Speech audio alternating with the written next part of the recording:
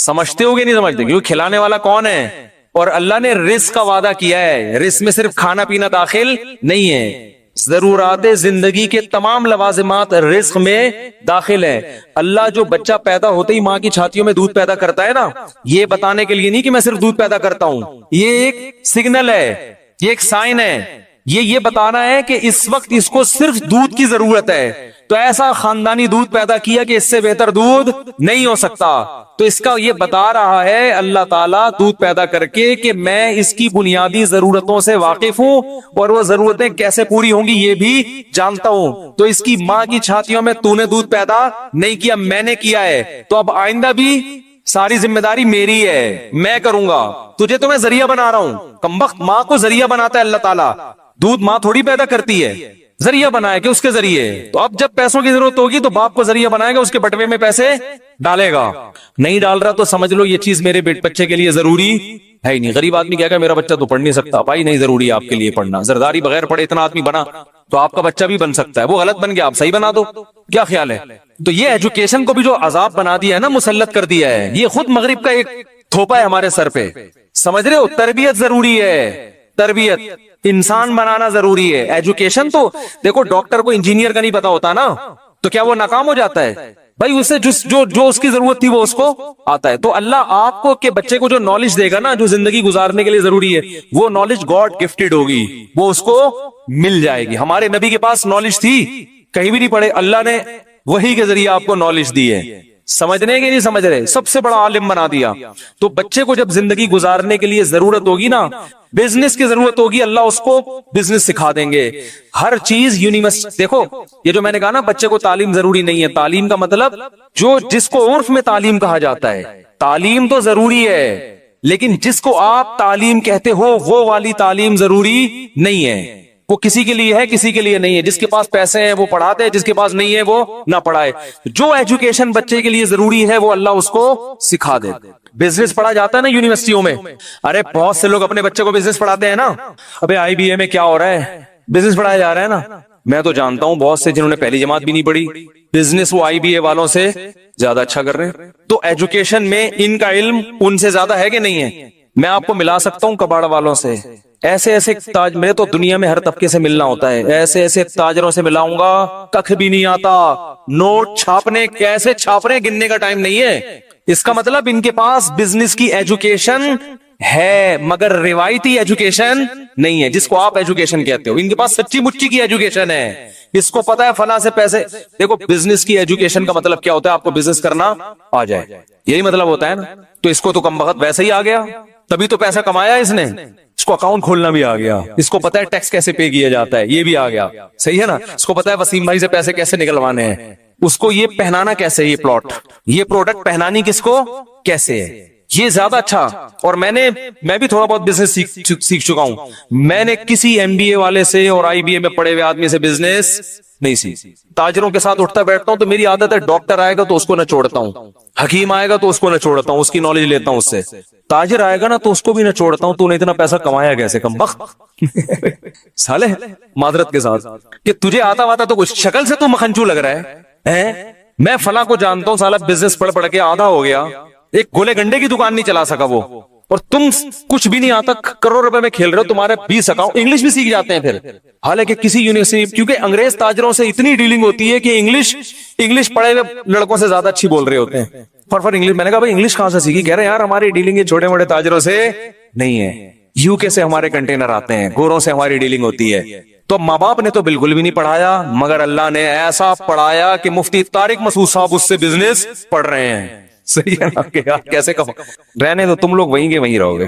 تو بھائی بچے پیدا کرو، توکل کس پہ کرو؟ اللہ نے جو پڑھانا ہوگا پڑھا دے گا۔ ہاں تربیت کی فکر کرو، تربیت کی فکر کرو، پیسے ہیں تو اچھے سے اچھے اسکولوں میں پڑھاؤ، نہیں ہے بولے بغیر پڑھے بن جائے گا کچھ، ٹھیک ہے نا، ٹینشن لینے کا نہیں ہے۔ ایک آدمی میرے پاس آیا، بچوں کی اسکول کی فیسیں نہیں ہے، زکات چاہیے، میں نے کہا بچوں کو نکال دو اسکول سے جب پیسے نہیں۔ کیا کہہ رہے ہو مفتی صاحب؟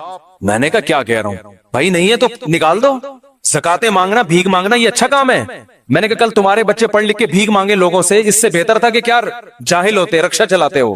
بھیک مانگنا نہ سکھاؤ، جب بچوں کو پتا چلے گا ابا بھیک مانگتا ہے تو خدا کی قسم وہ صدر بھی بن جائیں گے تو کشکول لے کے بھیک ہی مانگتے رہیں گے ساری زندگی.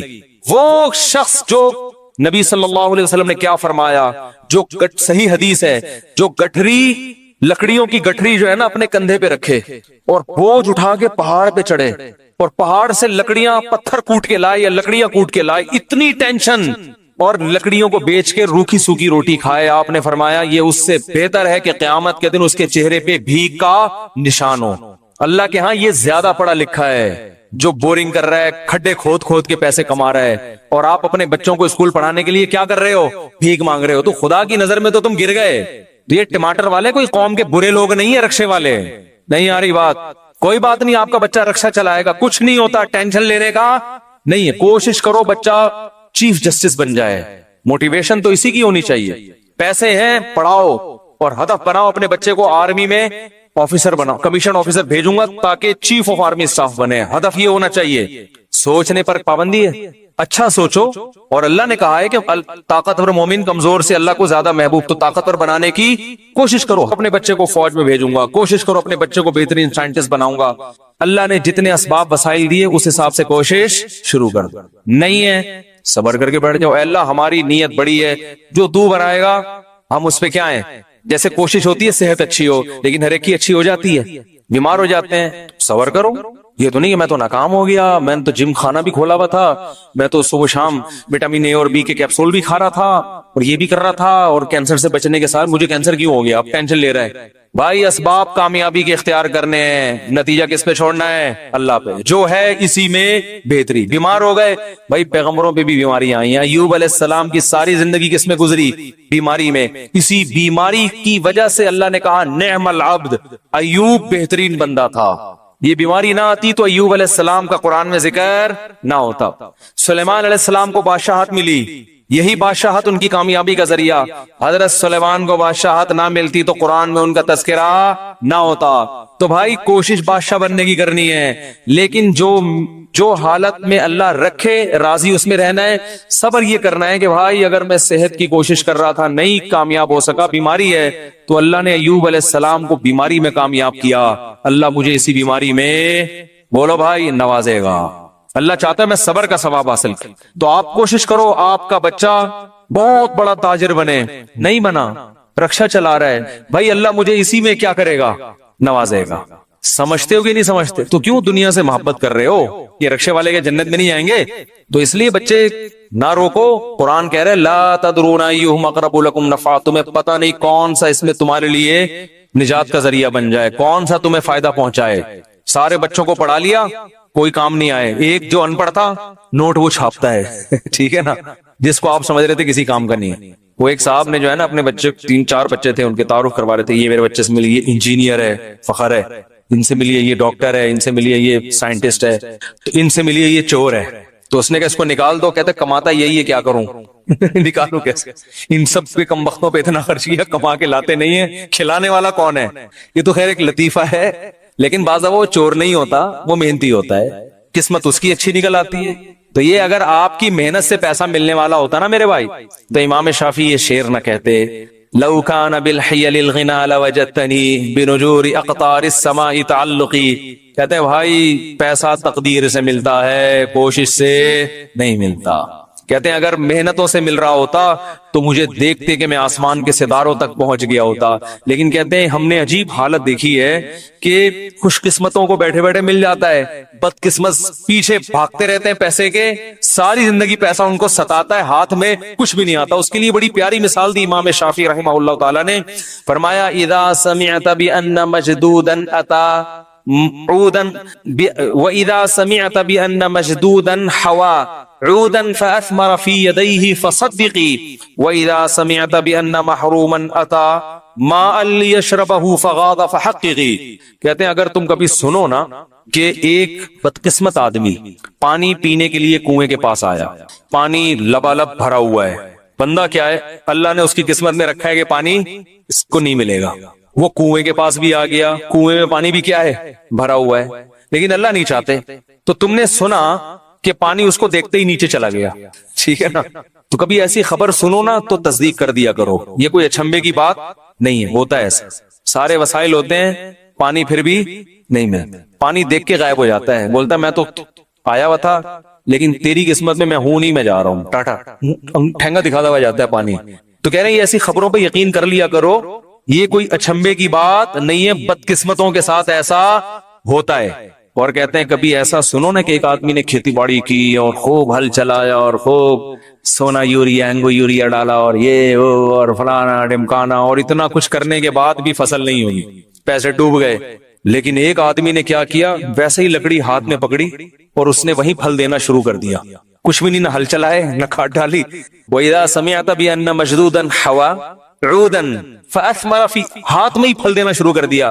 صدقی، بول دیا کرو ایسا بھی ہوتا ہے، کوئی اچھمبے کی بات نہیں۔ ایک مثال سے سمجھائے، بعض لوگوں کے پیچھے دولت بھاگتی ہے، وہ کہہ رہے ہیں پتہ نہیں کہاں سے آ رہے ہیں، ادھر سے بھی آ گئے ادھر سے بھی آ گئے، آج وہ پلاٹ بھی بک گیا، آج وہ بھی کاروبار ہو گیا، وہ بھی ہو گیا، برس رہے ہوتے ہیں نوٹ، سمجھ میں نہیں آ رہا ہوتا یار یہ ہو کیا رہا ہے، ٹھیک ہے نا۔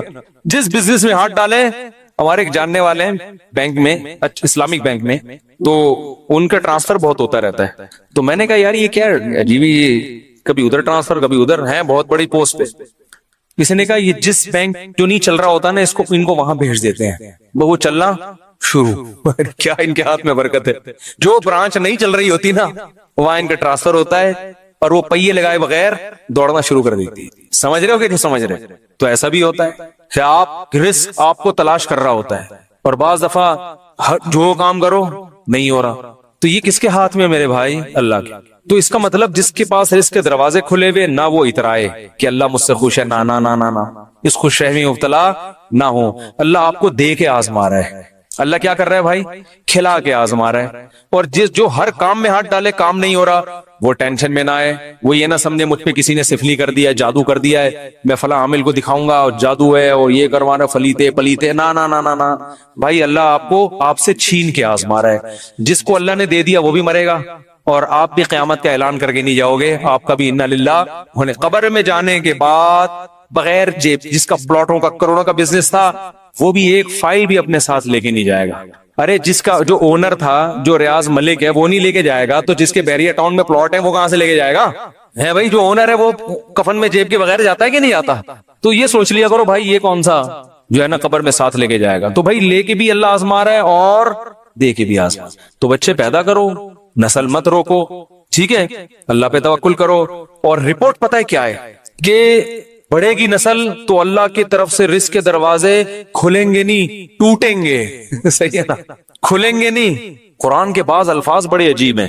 ایک عرب عالم نے بڑی پیاری بات لکھی، عرب کیا کرتے تھے، بچے کو غربت کے خوف سے قتل کر دیتے تھے، کیونکہ وہ ماں کے پیٹ میں حمل ضائع کرنا جانتے نہیں تھے نا، اتنی میڈیکل سائنس نے ترقی نہیں کی تھی کہ ماں کے پیٹ میں حمل، اب حمل ٹھہر گیا تو وہ پریشان ہوتے تھے کیا کریں، تو کہتے پیدا ہوتا ہی مارو اس کو نا، کیونکہ ہم خود نہیں کھانے کو مل رہا ہے، اس کو کہاں سے کھلائیں گے؟ تو قرآن نے کہا نہ نہ نہ، نحن نرزقکم وإیاہم، ہم تمہیں بھی رزق دیں گے اور اس کو بھی۔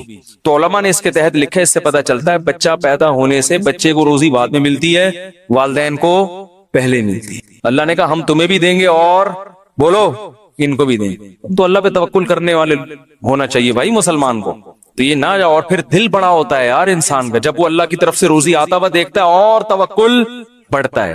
اور یہ جو کہتے ہیں نا میرے اتنے بچے پھر بھی غریب، یا تو یہ کمبخت اپنی حرکتوں کی وجہ سے غریب ہے، فوکس بچے پیدا کرنے پر کیا اس نے، کمانے کو فوکس بولو بھائی کیا ہی نہیں۔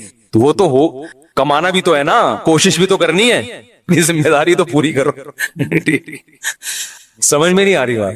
تو ایک ہے رزق، کمانا بھی ہے، محنت بھی کرنی ہے، اللہ رزق کے دروازے کھولے گا، کیونکہ اللہ اس کنویں میں پانی زیادہ دیتا ہے جس کنویں سے لوگ زیادہ سیراب ہوتے ہیں، اس کا پانی تازہ بھی رہتا ہے، اور کنویں سے پانی سے لوگ سیراب ہونا بند ہو جائیں تو کنویں کا پانی سڑ جاتا ہے، ٹھیک ہے۔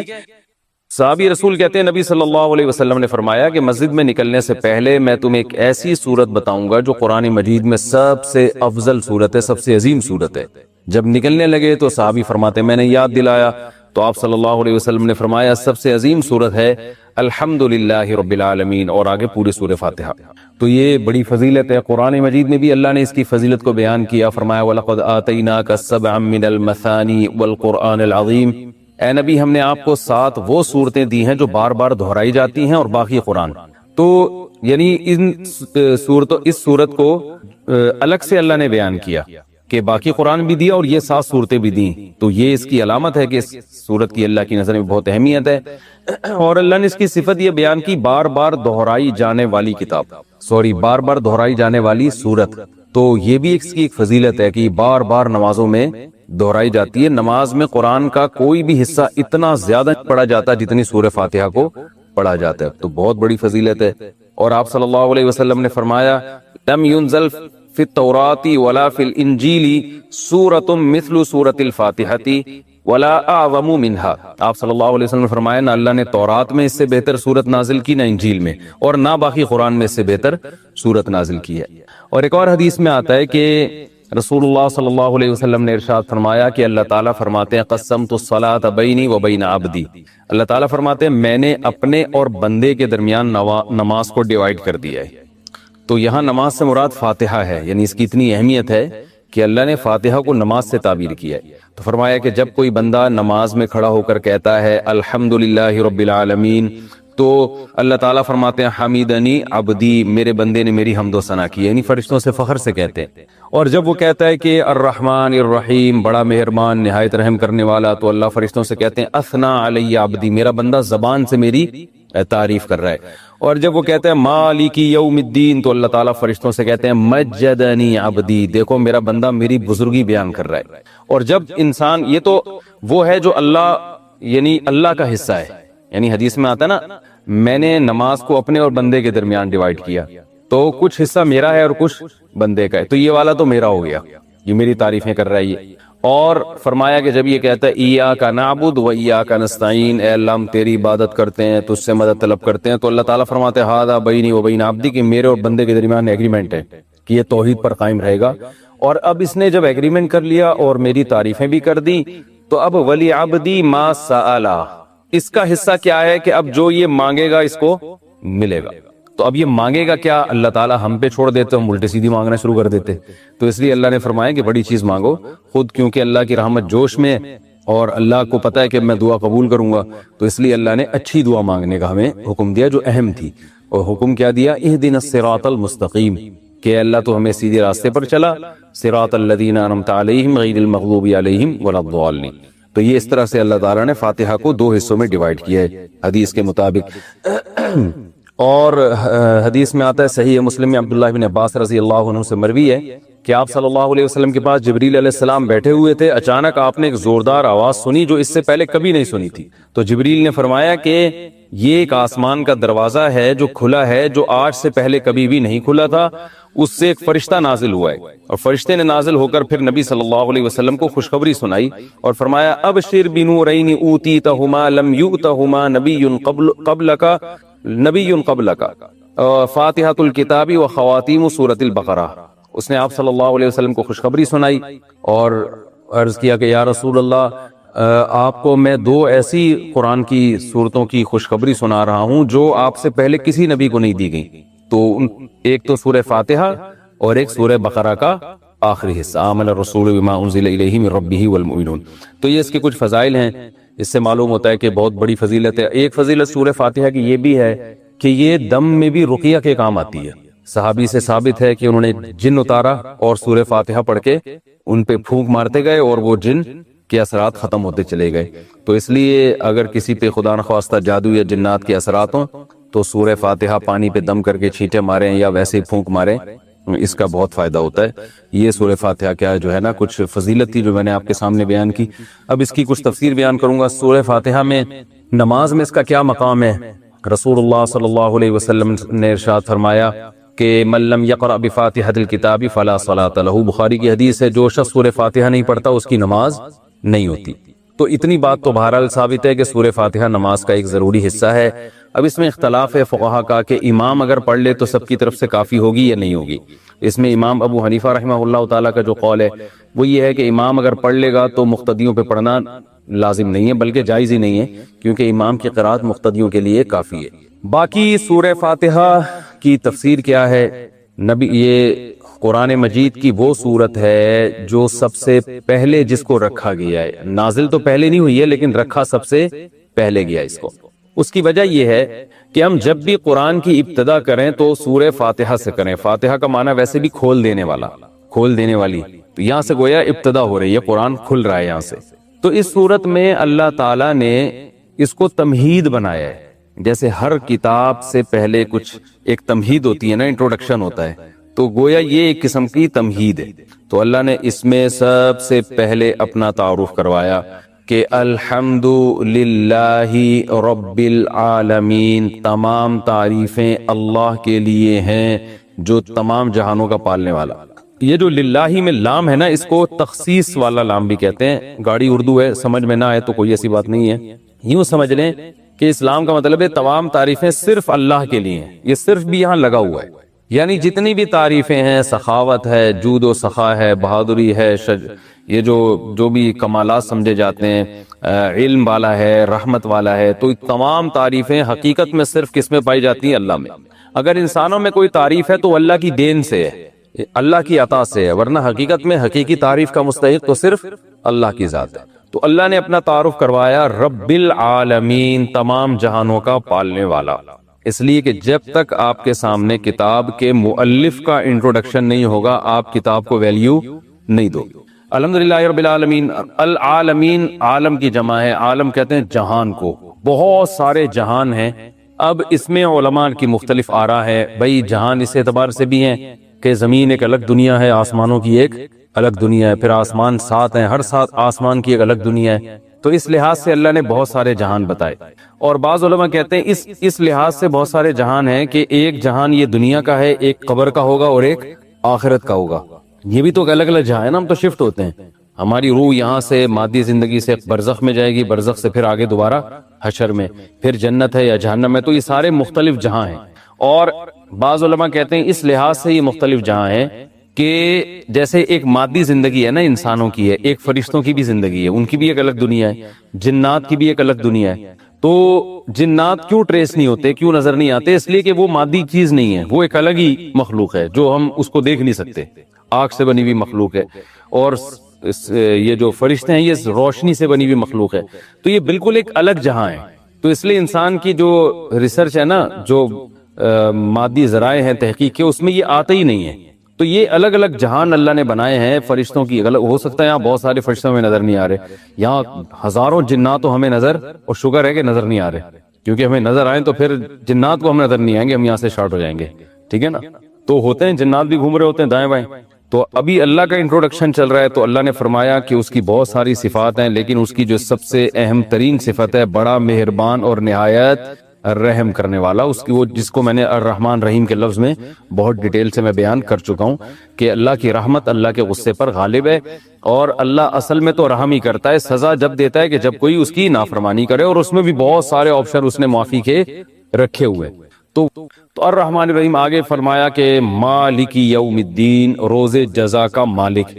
دیکھیں مالک تو اللہ اس جہاں کا بھی ہے، اس جہاں کا بھی ہے، لیکن روز جزا کا مالک اس لیے اللہ نے بیان کیا کہ اس دنیا میں عارضی طور پر انسانوں کی بھی حکومت ہوتی ہے، لہذا انسان ایک دوسرے پہ ظلم کرتے ہیں، اور اللہ یہ ظلم ہونے دیتا ہے، کیونکہ اللہ نے اختیارات دے دیے ہیں کہ تم چاہو تو سیدھے راستے پہ چلو، تم چاہو تو غلط راستے پہ چلو، اس قسم کے اختیارات اللہ نے ہمیں دے دیے ہیں۔ تو آخرت میں یہ اختیارات نہیں ہوں گے، اور آخرت میں ملکیت صرف اور صرف اللہ کی ہوگی۔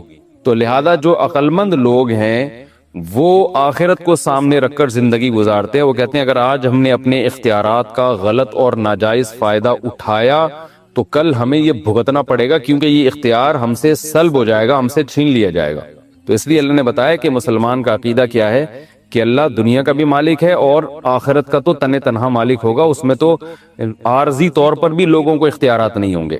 تو یہ آخرت کا عقیدہ بہت ضروری ہے، اس کے بغیر اسلام پہ نہ کوئی چل سکتا ہے، نہ وہ مسلمان کہلا سکتا ہے۔ تو مالک یوم الدین کے بعد اللہ نے ہم سے ایگریمنٹ کروایا ایاک نعبد و ایاک نستعین، کیونکہ آگے اسلام پر چلنا اسی پر موقوف ہے۔ جب تک آپ ایک اللہ کی عبادت کے قائل نہیں ہیں، اسلام کہتا ہے آپ کی کوئی نیکی قبول ہے ہی نہیں۔ تو ہم سے یہ ایگریمنٹ کروایا گیا ایاک نعبد، اے اللہ ہم تیری ہی عبادت کرتے ہیں، و ایاک نستعین، اور صرف تجھی سے مدد طلب کرتے ہیں۔ تو قرآن میں اللہ نے فرمایا کہ میں نے انسان جنات کو پیدا کیے میری عبادت کریں، کیا مطلب میری فرما برداری کریں۔ تو اس میں نماز بھی آتی ہے، ماں باپ کا کہنا ماننا بھی آتا ہے، اور جناب اس میں شادی بیاہ بھی آتا ہے، ٹھیک ہے نا، اس میں ولیمے کا کھانا بھی آ رہا ہے، اور اس میں اپنی صحت بنانا بھی آتا ہے، یہ بھی عبادت ہے بھائی، اللہ نے حکم دیا صحت بناؤ، تو اس میں حلال چیزیں کھانا بھی آتا ہے، اللہ نے کہا کہ حلال چیزیں کھاؤ، تو یہ سب چیزیں عبادت کے مفہوم میں داخل ہیں، وہ عبادت جس کو لغت میں عبادت کہتے ہیں، لیکن ٹرم جو عبادت کی ہے وہ صرف نماز، وہ کھانا کھانے کو عبادت نہیں کہیں گے آپ۔ قرآن مجید میں اللہ تعالیٰ نے حکم دیا ادخلوا فی السلم کافہ، ایمان والوں کو حکم دیا۔ دیکھیں قرآن میں دو طرح کے حکام ہیں، ایک عام انسانوں کو اللہ نے خطاب کیا ہے یا ایھا الناس سے، اے لوگو، اور ایک ہے جو ایمان لا چکے ہیں، جو اپنے آپ کو مسلم کہتے ہیں، الگ سے ان کو خطاب کیا ہے یا ایھا الذین آمنوا سے۔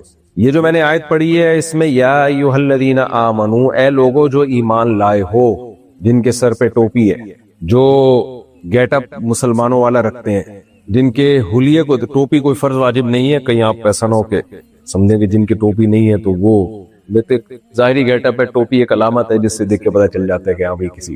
میں جب امیگریشن میں آیا تو امیگریشن سے گزرا تو مجھے انہوں نے کہا آپ افغانستان سے آ رہے ہو کیا؟ گیٹ اپ میرا پگڑی وگڑی دیکھ کے میں نے کہا پاکستان سے آ رہا ہوں۔ تو کچھ ایسے ہیں جن کا گیٹ اپ اسلام والا ہے، کسی کا پورا، کسی کا آدھا۔ اتنی بات تو ہے ہمارے نام مسلمانوں والے ہیں، تو اللہ ہم سے خطاب کر کے کہتا ہے ادخلوا فی السلم کافتن۔ اللہ نے ہمیں یہ نہیں کہا اسلام لے آؤ، لائے ہوئے ہم پہلے سے، اللہ نے کہا اسلام میں مکمل داخل ہو جاؤ۔ مسئلہ ہمارے ساتھ یہ ہے کہ ہم اسلام کو اپنے فیور میں یوز کرتے ہیں، جتنا فائدہ ہمیں اسلام سے ہو رہا ہے اس حد تک ہم مسلم ہیں۔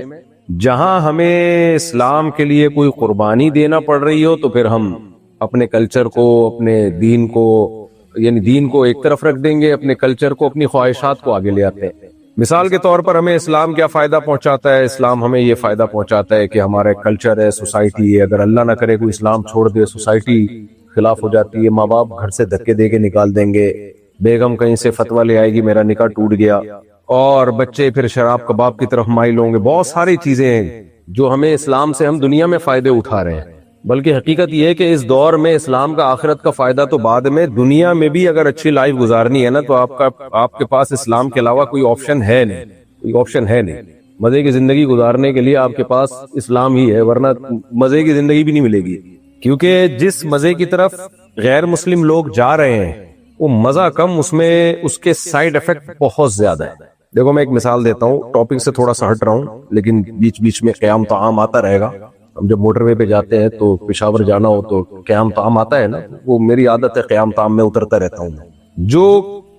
جو پابندیاں اسلام نے لگائی ہیں نا ہمارے اوپر، شراب پہ پابندی، شباب پہ پابندی، شباب کا مطلب گرل فرینڈ، نائٹ کلب، زنا، یہ اس کو میں شباب کہوں گا، بار بار وہ گرل فرینڈ کا نام لینا اچھا نہیں لگتا، ہر آدمی کا دماغ پھر اپنی گرل فرینڈ کی طرف جانا شروع ہو جاتا ہے۔ تو اس کو اردو ادب میں کہتے ہیں شباب کباب۔ کیا کہتے ہیں؟ شباب کباب۔ کباب پیٹ میں ہوتا ہے تو شباب اچھا لگتا ہے نا، اس لیے قحط میں تو شباب بھی اچھا نہیں لگتا۔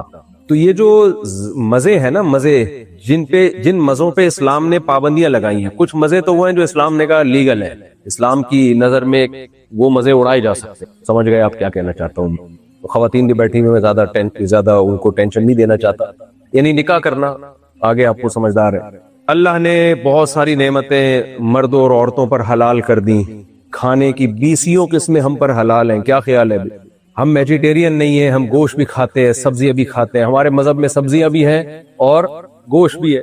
اللہ ہم پہ پابندی لگا دیتا کہ گوشت نہیں کھا سکتے تو ہم ٹینشن میں آتے۔ دنیا میں بہت سے لوگ ہیں جو گوشت نہیں کھاتے، لیکن ہمیں تو گوشت کے بغیر ہمارا گزارا ہے نہیں۔ دنیا میں بہت سے لوگ ہیں جو صرف گوشت ہی کھاتے ہیں، میں نے ایسی قومیں بھی دیکھی ہیں، گوشت ہی پہ گزارا کر رہے ہیں۔ یہ بھی غلط ہے۔ ہمارے نبی نے گوشت بھی کھایا، سبزیاں بھی کھائیں، قرآن میں پھلوں کا تذکرہ بھی ہے، اور قرآن نے جن پھلوں کا تذکرہ کیا وہ بڑے خاندانی پھل ہیں، بہت زبردست پھل ہے۔ وہ انار کا تذکرہ ہے قرآن میں، انگور کا تذکرہ ہے، شہد کا تذکرہ ہے، کھانے پینے کی چیزیں بھی قرآن وہ والی لے کر آتا ہے جو انسانی صحت کے لیے انتہائی مفید ہے۔ تو دنیا میں جتنی بھی مزے کی چیزیں ہیں، جو بھی پاکیزہ چیزیں تھی ہمارے رب نے حلال کر دی۔ پاکیزہ چیزیں جتنی بھی تھیں وہ ہمارے رب نے کیا کر دی؟ دیکھو جب میں یہاں آتا ہوں نا امریکہ، کینیڈا وغیرہ میں، تو میری کوشش ہوتی ہے نظریاتی بات کروں میں، نظریاتی، کہ آپ کے پاس نا آپ کا کانسیپٹ ٹھیک ہو جائے اسلام کے بارے میں، اور آپ کو میں یہ دماغ میں گھول کے پلا کے چلے جاؤں کہ انسان کا بچہ بننے کے لیے آپ کے پاس اسلام کے علاوہ کوئی آپشن نہیں ہے، اس کے بغیر نہیں بنو گے۔ اور آپ کے پاس بھی اور آپ کی نسلوں کو بھی بربادی سے بچانے کے لیے آپ کے پاس یہ آپ کو فری میں، کراچی والا ہوں تو تھوڑا پھوکٹ بھی بولنے دیں، فری پھوکٹ میں آپ کو یہ ملا ہے، ماں کی گود میں اسلام ملا ہے، اس لیے اس کی قدر نہیں ہے۔ ورنہ جو غیر مسلم بیچارہ قربانی دے کے اسلام قبول کرتا ہے، آپ اس سے پوچھیں کیا حالت ہوتی ہے، پورا خاندان خلاف ہو جاتا ہے، کتنی قربانیاں دے۔ میں یہاں ملا ہوں غیر مسلموں سے بھی جنہوں نے قربانیاں دی، اور کیسا کتنے زبردست اسلام کو وہ فالو کر رہے ہیں۔ ہم دیسی لوگ جب آتے ہیں ان ملکوں میں تو ٹریک سے اترنا شروع ہو جاتے ہیں کیونکہ قدر نہیں ہے۔ تو اسلام نے وہ لذتیں، وہ مزے کی چیزیں جو پاکیزہ تھیں، وہ تمام چیزوں کو ہمارے لیے کیا کر دیا؟ حلال۔ کلو من الطیبات وعملوا صالحا۔ اچھا کچھ کام مزے کے ہوتے ہیں، کچھ خوراکیں مزے کی ہوتی ہیں، کیا خیال ہے بھائی؟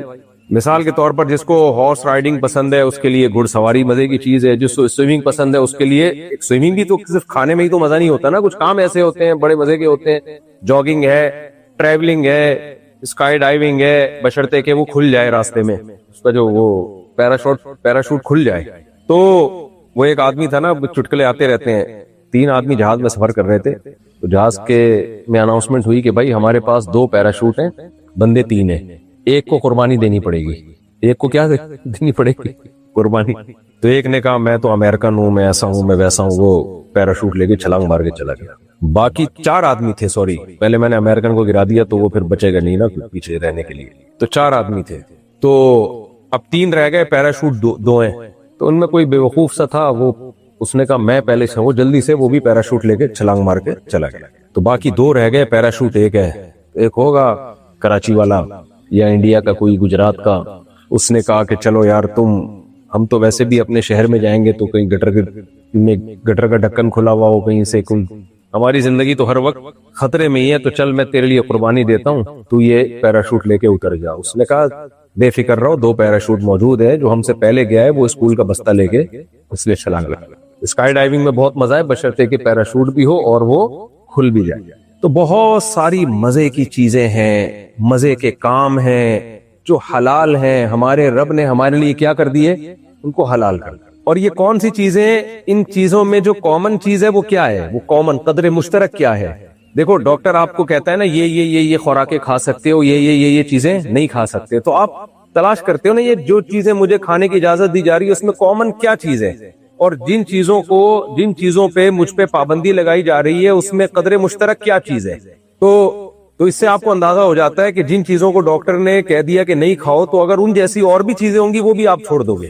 تو اللہ تعالیٰ نے جن چیزوں کو ہمارے لیے، جن لذتوں کو، جن مزے کی چیزوں کو ہمارے لیے حلال قرار دیا، ان میں کامن کیا ہے؟ کلوا من الطیبات واعملوا صالحا۔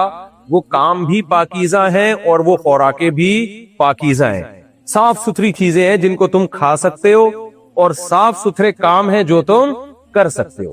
اب کھانے پینے کی صاف ستھری چیزیں جو ہے وہ تو فوراً پتہ چل جاتا ہے۔ مثال کے طور پر گوبر کھانے کی اجازت ہے اسلام میں؟ ہے بھائی؟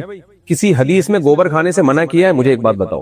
دیکھو میں بیان نہیں کرتا، میں گپ شپ لگاتا ہوں، آپ مجھے ایسے نہ دیکھیں جیسے میں نے کوئی قرضہ لیا ہوا ہے آپ لوگوں سے۔ گپ شپ کے موڈ میں بیٹھے، کوئی ٹینشن کی بات نہیں ہے، ہم سب ایک ہی جیسے ہیں، اس لیے ٹینشن کی بات ہی نہیں ہے۔ تو بالکل ایسے فری ہو کے بیٹھیں گے نا تو مجھے بولنے میں بھی، بات چیت میں بھی آسانی ہوگی۔ مجھے ایک بات بتاؤ، گوبر اسلام میں حلال ہے حرام ہے؟ بولو نا۔ حرام ہے۔ تو کہیں حدیث میں آتا ہے گوبر کھانا حرام ہے؟ نہیں آتا۔ اس لیے حرام اس لیے ہے کہ وَيُحَرِّمُ عَلَيْهِمُ الْخَبَائِثِ، خبیث چیزیں، ناپاک چیزیں جتنی بھی ہیں وہ سب کی سب اسلام میں آٹومیٹیکلی کیا ہو گئی؟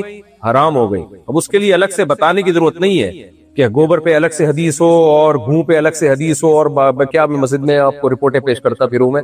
تو جن چیزوں کا نام لیتے ہوئے گھن آتی ہے ان چیزوں کو کھانے کی اسلام نے کہاں سے اجازت دی ہوگی؟ تو کھانے پینے کی کچھ چیزیں ایسی ہیں جو دیکھنے سے فوراً پتا چل جاتا ہے کہ اسلام ان کو کبھی بھی الاؤڈ کر ہی نہیں سکتا۔ سمجھ میں آ رہی ہے بات کہ نہیں آ رہی ہے؟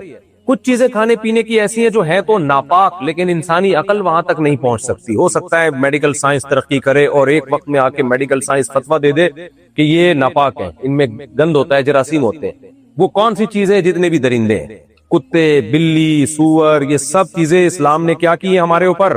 حرام۔ کیوں حرام کی؟ اسلام نے کہا یہ بھی خبیث چیزیں ہیں، ناپاک چیزیں ہیں، انسان کے کھانے کی نہیں ہے۔ کتا اگر آپ کو چاٹ لیتا ہے، برتن میں منہ لگا دے، اس برتن کو دھوئے بغیر آپ کھا نہیں سکتے کھانا، اس میں اس کا تھوک اتنا گندا ہے، تو جو تھوک اس کے گوشت میں پیدا ہوتا ہے وہ گوشت اسلام کہاں سے اجازت دے سکتا ہے کہ آپ وہ گوشت کھا لیں؟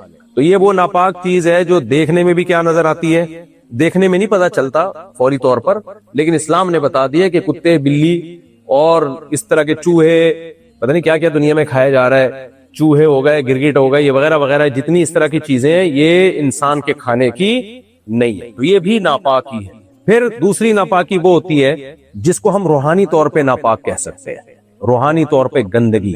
مثال کے طور پر آپ نے مرغی خریدی، مرغی حلال ہے حرام ہے؟ حلال۔ آپ نے کسی شیخ الحدیث سے بسم اللہ اللہ اکبر لاؤڈ اسپیکر پہ پڑھوایا اور ہاتھ سے ذبح کروایا، اور ذبح بھی بالکل سنت کے مطابق، ایسے مسلمان سے ذبح کروایا جس کے جو تمام مکاتب فکر کے نزدیک کیا ہے، کیونکہ آج کل ایک بڑا مسئلہ چل رہا ہے کہ آپ مسلمان ہیں تو پتہ نہیں کون سے مکتب فکر کے نزدیک آپ مسلمان ہیں، کیونکہ ایک مکتبہ کہتا ہے آپ نہیں ہیں، وہ دوسرا کہتے ہیں آپ ہیں، تیسرا کہتے ہیں یہی ہے، اس کے علاوہ سب فارغ ہیں۔ تو تمام مکاتب فکر کے نزدیک آپ مسلم تھے، آپ نے ہاتھ سے ذبح کیا، بسم اللہ اللہ اکبر پڑھا، زمزم سے اس کو دھویا، ٹھیک ہے، اس کی کھال اتاری اور جتنا بلڈ تھا وہ بھی اچھی طرح ڈیٹول سے آپ نے صاف کیا، اور اس کو جناب مدینہ کی کھجوروں کے سائے میں آپ نے پیش کر کے رکھ دیا۔ لیکن وہ جو مرغی آپ نے خریدی تھی وہ چوری کے پیسے تھے، وہ کیا تھے؟ وہ جمشید کی جیب سے آپ نے بٹوا چرایا تھا، اس سے جتنے پیسے ملے اس میں مدینہ کی اتنی کھجوریں اور ایسی چکن آ سکتی تھی۔ یہ بھی خبیث ہے، یہ کیا ہے؟ ناپاک۔ لیکن یہ ناپاکی روحانی طور پر ہے، یہ ناپاکی پاک ہو سکتی ہے، کتا پاک نہیں ہو سکتا، یہ ایسے ناپاک ہو سکتی ہے کھانے سے پہلے آپ جمشید کو بتا دو بھائی میں نے تمہاری جیب سے بٹوا چرایا تھا، اس سے میں نے مدینہ کی کھجوریں خریدی، زمزم خریدا اور یہ مرغی خریدی، اور یہ سارے پیسے تمہارے، یا تو تم معاف کر دو یا میں تمہیں یہ پیسے دینے کے لیے تیار ہوں۔ اگر وہ معاف کر دے یا پیسے لے لے تو یہ حرام چیز فوراً ایک سیکنڈ کے اندر کیا ہو جائے گی؟ حلال ہو جائے گی۔ ہمارے حضرت فرمایا کرتے تھے بعض لوگ کھاتے حرام ہے، ہگتے حلال ہیں یعنی کھا کے پھر جس کی چوری کی ہے نا اس سے اجازت لے لیتے ہیں کہ اب تو کھا، وہ بھی کہتا ہے یار اب کھا ہی لیا ہے تو اب میں کیا بیچارے کو آخرت میں کیا، تو کہتا ہے چل میں نے معاف کیا، تو وہ پہلے پاس ہونے سے پہلے کیا ہو جاتا ہے؟ وہ حلال ہو جاتا ہے۔ یہ بھی ایک طریقہ ہے حلال حرام کو حلال کرنے کا، سامنے والے کے پاس کوئی آپشن نہیں ہے نا، وہ الٹی کر کے نکالے گا تھوڑی مرغی۔ تو دیکھو یہ بھی حرام کا ایک، یہ بھی اسلام اس کو بھی کیا کہتا ہے؟ خبیث، ناپاک، غلیظ، گندا مال کھا رہے ہو آپ، یہ کیا ہے؟ گندا مال۔ تو غیر مسلم تو کہے گا بھائی اللیگل ہے، اسلام کے نزدیک اللیگل سے اوپر ایک لفظ ہے جو زیادہ بھاری بھرکم لفظ ہے، اللیگل ہلکا لفظ ہے۔ دیکھو مثال سے بات سمجھاتا ہوں، آپ نے کہیں چوری کی، اللہ بچائے، چوری کی آپ نے، اب اس چوری کے، یہ چوری لیگل ہے اللیگل ہے؟ بولو اللیگل۔ تو اللیگل ہونے کی بیس پہ آپ کو سزا ملے گی کہ جس کے پیسے آپ نے چرائے ہیں آپ یا تو وہ پیسے واپس کریں، یا کسی ملک کا لا ہو سکتا ہے کہ ڈبل پیسے واپس کریں اور ایک آدھ دن کی جیل ہوگی جو بھی ہوگا، یا وہ اگر معاف کر دے تو معاف بھی ہو جائے گا، ایسا ہی ہے نا۔ لیکن اسلام کیا حکم یہ ہے کہ چور کا ہاتھ کاٹ دو۔ آپ نے 10,000 روپے چرائے، اسلام کیا کہہ رہا ہے؟ چور حکومت کو کہہ رہا ہے آپ نہ کاٹنا شروع کر دیں، تو چور کا کیا؟ ہاتھ کاٹ دو۔ سوال یہ پیدا ہوتا ہے کہ جرم اس نے یہ کیا کہ 10,000 روپے چرائے اور ہاتھ کاٹا جا رہا ہے 10 کروڑ کا، بلکہ وہ بھی کم ہے، کیا خیال ہے؟ تو کسی اللیگل کام پہ 10 کروڑ یا 10 ارب کا آپ کا ذاتی پارٹ جو قدرت نے آپ کو گفٹ دیا ہو، دنیا کا کوئی قانون یہ کہتا ہے کہ اللیگل کام پہ آپ کسی کا ہاتھ کاٹ ڈالیں، کوئی لا اجازت دے گا اس کی؟ لیکن قرآن کہہ رہا ہے، اس کا مطلب قرآن چوری کو صرف اللیگل نہیں کہہ رہا، حرام کہہ رہا ہے کہ چوری کیا ہے؟ ایک حرام عمل ہے، اور حرام عمل کی سزا میں جو پنشمنٹ ہے اس کا ہاتھ کاٹا جائے گا۔ اس سے پتہ چلتا ہے کہ اللیگل ہلکی چیز ہے، اور اسلام جب کسی چیز کو حرام کہتا ہے تو وہ اللیگل سے بہت اوپر کی چیز ہے۔ میرے خیال ہے میں سمجھا نہیں پا رہا بار بار۔ دیکھو دنیا میں جرم ہر قوم میں ناجائز ہے، ہر قوم میں جو برائی کو پسند نہیں کیا جاتا، لیکن اسلام میں جرائم کے لیے کچھ اللیگل بھی ہے، اسلام میں غیر قانونی۔ مثال کے طور پر لال بتی جل رہی ہے، آپ سگنل توڑ کے چلے گئے، اسلام کہتا ہے اللیگل کام کیا آپ نے، جو ملک کا قانون ہے وہ سزا دے، آپ کو ملنی چاہیے، بس اس سے زیادہ اسلام بھی نہیں دیتا سزا، جتنا ٹریفک پولیس والا سزا دے گا نا، اسلام اس میں مزید کوئی ایڈ نہیں کرتا کچھ، لیکن چوری میں اسلام کیا کہتا ہے؟ ہاتھ کٹے گا آپ کا۔ اگر آپ نے زنا کر لیا تو اسلام کیا کہتا ہے؟ اگر 4 گواہ موجود ہیں، یعنی اس کے ثبوت کے لیے شرائط سخت رکھی ہیں تاکہ لوگ جھوٹا الزام نہ لگائیں ایک دوسرے پر، لیکن اسلام حکومت کو کہتا ہے 100 کوڑے مارے جائیں، اور اگر میرڈ ہے تو سنسار کیا جائے۔ اب مجھے بات بتاؤ، ایک شخص بدکاری کرتا ہے، میرڈ آدمی، سب سے زیادہ اس کے اس عمل سے تکلیف اس کی بیوی کو ہوگی، کیا خیال ہے؟ اگر وہ پکڑا گیا، بیوی سے پوچھا جائے گا نا، یہاں گورنمنٹ کہے گی بھئی آپ کے ساتھ اس نے ناانصافی کی، آپ بتائیں کیا سزا ملنی چاہیے؟ بیگم کہتی ہے بھئی اس کو چھوڑ دو، میرا میاں ہے، چلو یار میں نے معاف کیا، میری بے وفائی کی اس نے، میرے ساتھ اس نے خیانت کی ہے، کوئی بات نہیں، میں نے کیا کیا؟ معاف کیا۔ اسلام معاف کر دے گا؟ اے بھئی اسلام کہتا ہے شادی شدہ مرد ہے اور مضبوط یعنی ثبوت سے اگر اس کا جرم ثابت ہو گیا تو گورنمنٹ پر لازم ہے کہ اس کو رجم کرے، وہ کما رہا ہے تو 100 کوڑے مارے۔ سوال پیدا ہوتا ہے خیانت تو بیگم کے ساتھ کی ہے اور وہ معاف کر رہی ہے، اس کو تکلیف ہو نہیں رہی ہے، اس نے دل بڑا کر دیا کہ چلو یار میں نے معاف کیا اس کو، تو پھر اسلام اس کو سزا کیوں دے رہا ہے؟ بھائی وجہ اس کی یہ ہے کہ بدکاری کرنا، زنا کرنا، یہ بیوی کے ساتھ ناانصافی، بیوی کے ساتھ بے وفائی، یہ ایک پہلو ہے۔ دوسرا پہلو کیا ہے کہ یہ حرام عمل ہے، اور حرام کی ڈیفینیشن کیا ہے؟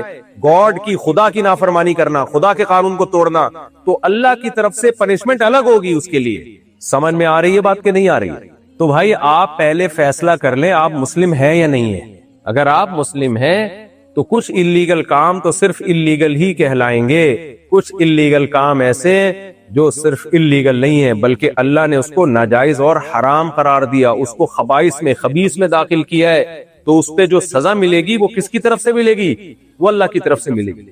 اور آسان مثال دے کے بس میں آگے چلتا ہوں۔ دیکھو قوم سمود جو تھی وہ لوگ ناپ تول میں کمی کیا کرتے تھے، آپ نے پڑھا ہوگا قرآن مجید میں اللہ تعالیٰ نے قوم سمود کی طرف وَإِلَىٰ ثَمُودَ أَخَاهُمْ صَالِحًا، صالح علیہ السلام کو بھیجا۔ صالح علیہ السلام میں جا کے ان کو سمجھایا۔ پہلی بات تو یہ کہ قوم سمود میں ناپ تول کی کمی میں صالح علیہ السلام کو بھیجنے کی کیا ضرورت تھی؟ بھائی ناپ تول کی کمی سے کیا ہو رہا تھا؟ کرپشن ہو رہی تھی، کرپشن کی وجہ سے بہت سارے لوگوں کو ٹھگا جا رہا تھا، یہی ہو رہا تھا نا۔ تو وہ لوگ خود یہ فیصلہ کرتے یار سارے ہی قوم میں جب ٹھگ ہو گئے تو قانون مضبوط بنائے ہم تاکہ یہ ٹھگنا ختم ہو، کوئی لا مضبوط ہو، وہاں کی گورنمنٹ کو چاہیے تھا نا یہ کرتی، اور اگر نہیں کرتے تو ہم اگر وہاں جاتے ہم کہتے یار جب سبھی ایک دوسرے کو ٹوپیاں کرا رہے ہیں تو کرانے دو، جب یہ اس پہ خوش ہیں، سبھی ایک دوسرے کو ٹھگ رہے ہیں، سبھی ایک دوسرے کو کراچی کی اصطلاح میں کہتے ہیں چونا لگا رہے ہیں، ٹوپیاں کرا رہے ہیں، تو کرنے تو کیا خیال ہے آپ؟ ان کا اپنا نقصان ہے۔ لیکن قرآن کیا کہتا ہے کہ ہم نے ان کو کرپشن سے روکنے کے لیے صالح علیہ السلام کو بھیجا، جو میسنجر آف گاڈ تھے، خدا کا پیغام لے کر اس قوم کے پاس گئے ہیں کہ تم ناپ تول میں کمی کرتے ہو، جب حق لینے کی باری آتی ہے تو حق پورا لیتے ہو، جب حق دینے کی باری آتی ہو تو اس میں ڈنڈی مارتے ہو۔ قوم باز نہیں آئی، اللہ نے پوری قوم کو تباہ و برباد کر دیا۔ مجھے ایک بات بتاؤ، ناپ تول میں کمی کرنا صرف اللیگل کام ہوتا تو اس پہ پوری قوم کا تباہ کرنا بنتا نہیں ہے، کیونکہ اس میں تو وہ لوگ بھی تباہ ہو رہے ہیں جن کو یہ ٹھگا کرتے تھے۔ بھائی اللیگل کام کی سزا تو تھوڑی ملتی ہے اور اس کو ملتی ہے جس نے وہ کام کیا ہو، اور کیا کام کیا تھا؟ جس کو ٹھگا تھا تو ان کی جیب سے اس کو پیسے دیے جاتے ہیں نا۔ اللہ نے پوری قوم کو تباہ و برباد کر دیا۔ کیوں تباہ و برباد کر دیا؟ کرپشن، ناپ تول میں کمی، یہ گورنمنٹ کے لا کے حساب سے اللیگل ہے، خدائی قانون میں اللیگل نہیں ہے، اللیگل سے اوپر کی چیز ہے جس کو کیا کہا جاتا ہے؟ حرام ہے، اور اس پر یہ نہیں ہوگا کہ اتنے سال کی جیل یا اتنے سال کی سزا اور اتنے جرمانہ، نہ اللہ کہتے ہیں حرام کا مطلب یہ ہے کہ خدا کے بنائے ہوئے قانون کو توڑنا۔ تو جب خدا کے بنائے ہوئے قانون کو توڑا جائے گا تو سزا کون دے گا؟ خدا دے گا۔ یہاں تک بات سمجھ میں آ گئی کہ نہیں آ گئی ہے؟ ایک اور اہم بات، جب بھی ہم کوئی جرم کرتے ہیں تو جرم کی نوعیت آرڈر دینے والے کی حیثیت سے تبدیل ہوتی رہتی ہے۔ دیکھو آپ کے دوست نے آپ سے کہا کہ یار میں بیٹھا ہوا ہوں، مجھے سستی ہو رہی ہے، تھکاوٹ ہو رہی ہے، مجھ سے کولر کی طرف اٹھ کے جایا نہیں جا رہا، یار جمشید تو ایک گلاس پانی پلا دے۔ جب سے وسیم کو میں نے بہت رگڑا ہے نا بیانات میں، وسیم سلیم، تو اب میں آ گیا ہوں جمشید کی طرف کہ سلیم اور وسیم کا پیچھا چھوڑ دو، جمشید بھی اچھا نام، کامن نام۔ آپ نے کہا یار جمشید ایک گلاس مجھے پانی پلا دے۔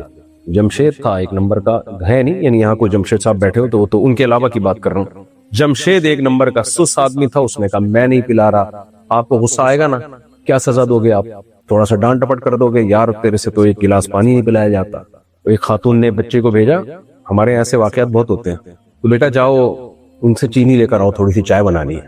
پڑوسن کے یہاں گئی، اس نے کہا ہمارے یہاں نہیں ہے. چل بیٹا جا سامنے سے جا کے لے آ. وہاں گئی، وہاں بھی نہیں ہے. چمونی آپا کے جا، چمونی آپا کے گئی، وہاں بھی نہیں ہے. فلانی آپا کے جا. پہلے تو یہ نام بہت ہوتے تھے ایک خاندان میں، بڑی آپا، چھوٹی آپا، درمیانی آپا، اس طرح کے بہت نام. تو بچے ہی پیدا ہونا بند ہو گئے تو سارے آپا واپا اور سارا سیٹ اپ ہی ختم. ایک آدھ بچہ ہوتا ہے، اس سے کیا خاندان وجود میں آئے. بڑی پھپھو، چھوٹی پھپھو، منجلی پھپھو، پھپھوؤں کی 15-20 قسمیں ہوا کرتی تھیں. چاچے مامے ہوتے تھے. بھائی خاندان کو آباد کرو.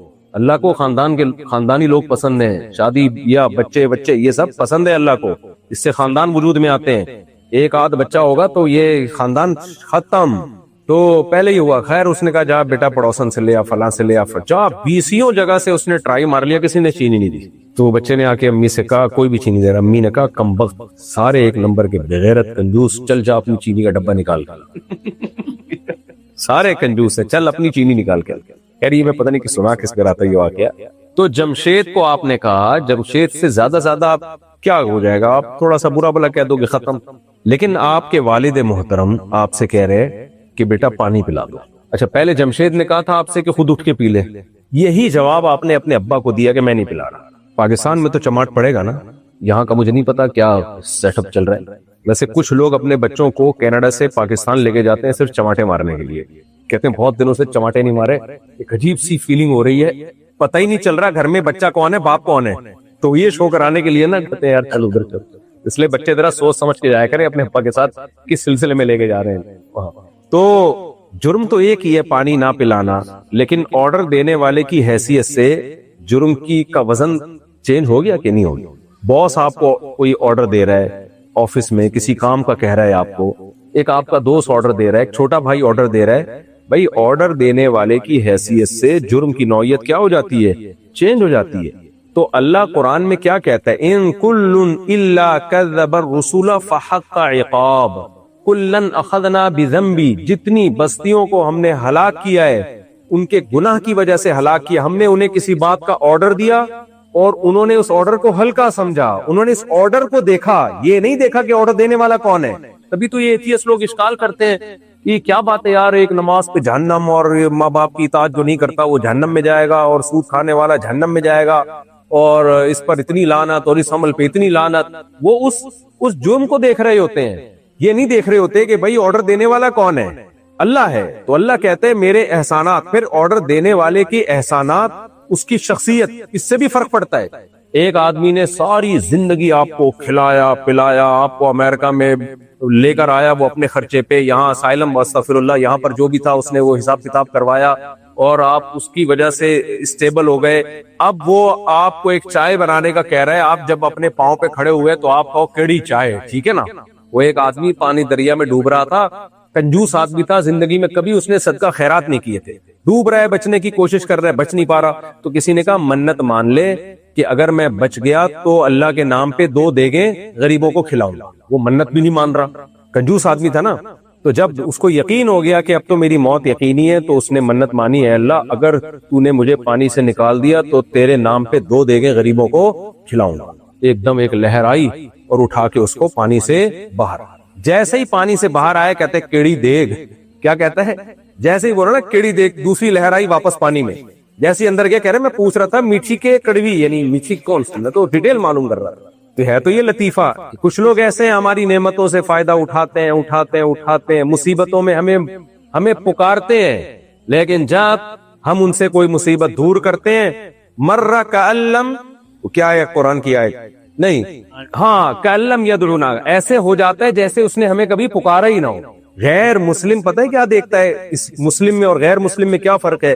غیر مسلم جرم کی حیثیت کو الگ الگ دیکھ رہے ہوتے ہیں. زنا کر لیا تو کیا ہو گیا، لڑکی بھی راضی ہے، لڑکا بھی راضی ہے تو کیا ہو گیا، کسی کا دل تو نہیں دکھا. ان کی نظر میں سب سے بڑا مسئلہ ہے کسی کا دل نہ دکھاؤ. بس لبرل جو سیکولر نام نہاد لبرل لوگ ہیں ان کا یہی مسئلہ ہے کہ ہم نے کسی کا دل تو نہیں دکھایا نا. ہم نے اگر جوا بھی کھیلا ہے تو بتا کے کھیلا ہے نا، اتنے پیسے تو لگا، اگر یہ چاند آ گیا تو میرے، ہم تو وہ والا جوا بتائیں گے نا جو کراچی میں چل رہا ہے، چھاپ آ گیا تو تیرے. تو اس میں کیا ہے، جب وہ راضی ہے، سود میں کیا ہے جا رہا ہے، 1 لاکھ روپے دے کے اگر اس سے ہم 50,000 اضافی لے رہے ہیں تو وہ راضی ہے نا، اس پہ چوری تھوڑی کر رہے ہیں، کسی کا دل تو نہیں دکھا رہے ہیں. مسلمان اس حیثیت سے نہیں دیکھتا، مسلمان اس حیثیت سے دیکھتا ہے کہ یہ آرڈر کس کا ہے؟ اللہ کا آرڈر ہے. بھائی اللہ کا جب آرڈر ہے تو آرڈر دینے والے کے احسانات اگر زیادہ ہو، بہت زیادہ، اور اتنے احسانات کہ قرآن کہہ رہا ہے لو کان البحر مدادا لکلمات ربی لنفد البحر قبل ان تنفد کلمات ربی ولو جئنا بمثلہ مددا. ساری دنیا کے درخت قلم بن جائیں، ساری دنیا کے سمندر سیاہی بن جائیں، اور تم اللہ کے احسانات لکھنا شروع کرو، اللہ کے کلمات لکھنا شروع کرو، سمندروں کی سیاہی خشک ہو جائے گی اور درخت کے قلم گھس گھس کے ختم ہو جائیں گے. اللہ کے جو تم پر احسانات ہیں وہ ختم نہیں ہوں گے. سر کے بال سے لے کے پاؤں کے ناخن تک کتنے احسانات ہیں. جس خدا کے احسانات کے سمندر میں ڈوبے ہوئے ہیں وہ ہمیں آرڈر دے رہا ہے کہ فجر پڑھ لو. آپ کو یار میری آنکھ نہیں کھلتی.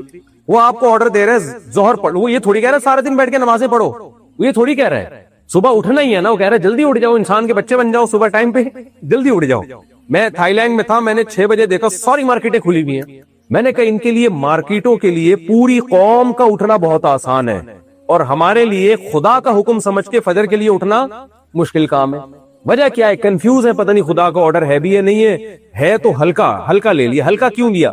اس ہلکا لینے میں ایک تو نظریات کی خرابی، دوسرا ہلکا کہ 27ویں رات میں آپ رو رو کے دعائیں کریں تو اگلے پچھلے سارے کیا ہو جاتے ہیں؟ پچھلے تو ہوتے ہیں، اگلے بھی وہ کرواتے ہیں ہم.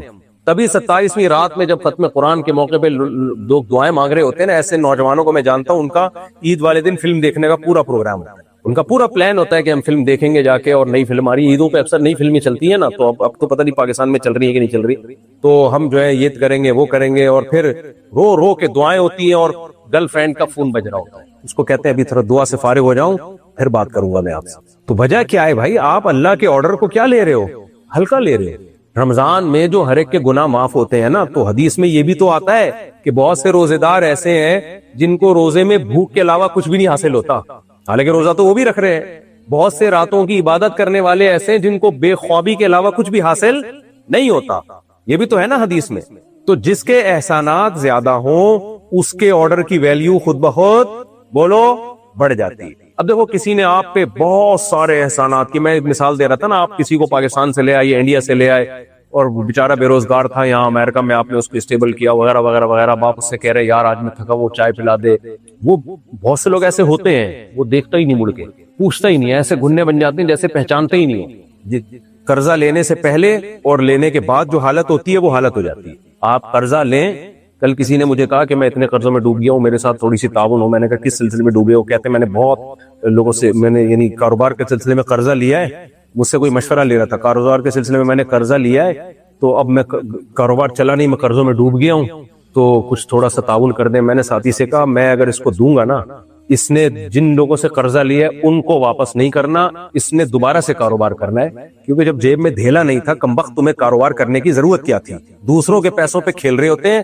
تو ایسے لالچی لوگ، میں نے کہا ان کو آپ جتنی بھی زکاتیں دے دو، یہ یاد رکھو ہمارے تجربوں سے کچھ چیزیں سیکھنے کی ہیں. یہ بھی میں قیام تام کے لیے تھوڑا سا ٹریک سے اترا ہوں. یہ تجربوں سے سیکھنے کی چیزیں. جو لوگوں سے پیسے لے کے کاروبار کرتا ہے اپنا دھیلا نہ لگائے. پہلی بات وہ کاروبار ڈبوئے گا تو لازمی. اگر وہ آپ کو پروفٹ کما کے دے رہا ہے تو سمجھو زیادہ بڑا فراڈی ہے وہ. بھائی کوئی صاحب بیٹھیے کام کرتے ہو تم، وہ ٹھیک ہوں گے، ان کے علاوہ کی بات کر رہا ہوں. ہاں تو وہ جو پیسے لے گا نا آپ سے، وہ لے کے ڈبوئے گا پہلی بات. اور اگر پروفٹ دے رہا ہے تو زیادہ خطرناک ہے، وہ اعتماد بحال کر رہا ہے تاکہ اور زیادہ دیں آپ، پھر آخر میں لے کے بھاگے گا وہ.